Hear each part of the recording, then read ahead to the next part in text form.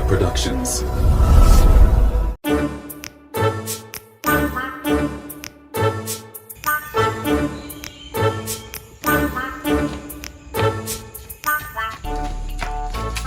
අනේ පසු වෛද්‍ය මහත්තයෝ මගේ වැස්සි පැත්ත වැටිලා මහත්තයෝ.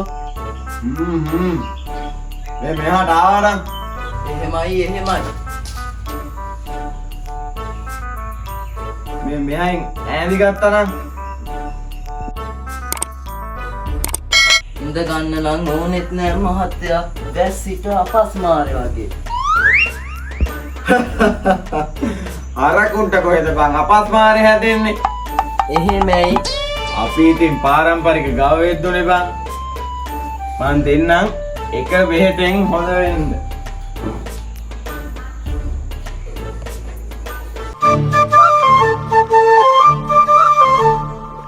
ඒ කාලේ ඉඳන් ඉතින් හරකුන්ට වෙදකම් නම් මේ ගව මහත්තයා තමයි.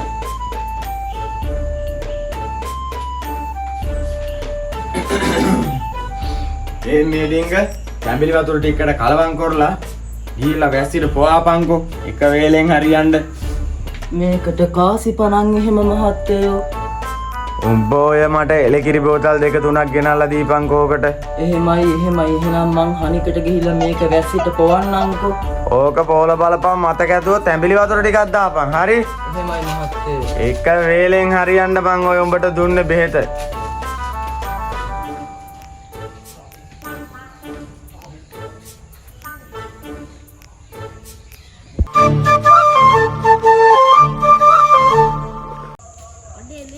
ඉස්කෝලේ ගියාට වුණා. පටන් ගන්නත් තව ටික දවසයි. විභාගෙත් ළඟයි නේද බං? ඔබ පාඩම්වත් කරනවද බං? එච්චරම පාඩම් කරන්නේ නැහැ. අඩේ පුටුවා. උඹ දැකලා තියනවද හරක් බල්ටි ගන්නවා? අර බලපං. දැකලා නැත්තම් බලාගනි. අම්බෝ. මේ අර බලපං. අඩේ ඒකලේ බං. ඉස්සරහට පිලුම් ගන්නවා පිටිපස්සට පිලුම් ගන්නවා. අරු අරකෙද්ද මේ බල්ටි ඔස්තාර්ගෙන ඕක ගිහිල්ලා ගුණපාල මාමට කිව්වනම් ඔය යකා අටමට්ටමටත් දානවා ඕක. අපි දෙන්න ඕක ගිහින් කිව්වොත් අපි දෙන්නව ටීවී එකෙත් පෙන්නයි. ටක් ගාලා ගිහින් ඕක ගුණපාල මාමට කියමු. යයි.